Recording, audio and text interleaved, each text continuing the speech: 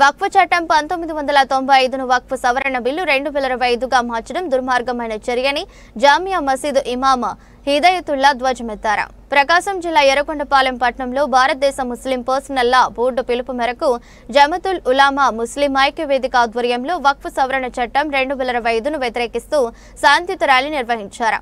ఈ ర్యాలీ పట్టణంలోని ప్రధాన రహదారులలో సాగింది. బిల్లును వ్యతిరేకిస్తూ ర్యాలీలో భారీ సంఖ్యలో ముస్లింలు పాల్గొన్నారు. ర్యాలీలో పాల్గొన్న యువత రాజ్యాంగాన్ని కాపాడాలంటూ నినాదాలతో హోరెత్తించారు. అనంతరం ఎంఆర్ఓ కార్యాలయంలో వక్ఫ్ సవరణ బిల్లును రద్దు చేయాలంటూ వినతి పత్రాన్ని అందించారు. కార్యక్రమంలో ఇమాం హిదాయతుల్లాతో పాటు పలు మసీదుల ఇమాములు, ముత్తవలీలతో పాటు సిపిఐ, వైసీపీ పార్టీలకు చెందిన నాయకులు పాల్గొన్నారు.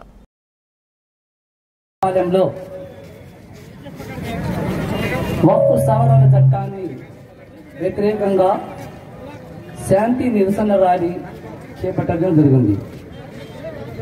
వక్ఫ్ అంటే వక్ఫ్ అది అరబీ పదం.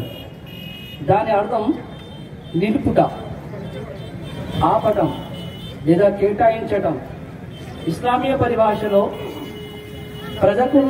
ప్రజలకు లాభం చేకూర్చేందుకు అల్లాహ్ మార్గంలో సమర్పించుకున్న ఆస్తి అంటే ఒక వ్యక్తి తన వ్యక్తిగత ఆస్తిని శాశ్వతంగా అల్లాహ్ మార్గంలో దానం చేయటం.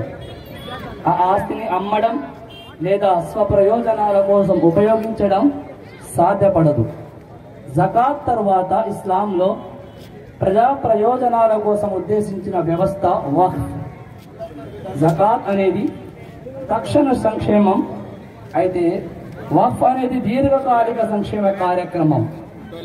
ఇస్లాంలో ప్రవక్త ముహమ్మద్ సల్లల్లాహు అలైహి వసల్లం వారు మరియు సహాబాలు ఈ విధంగా భూములను ప్రజా ప్రయోజనాల కోసం వక్ఫ్ చేసిన అనేక ఉదాహరణలు మనం చూడవచ్చు.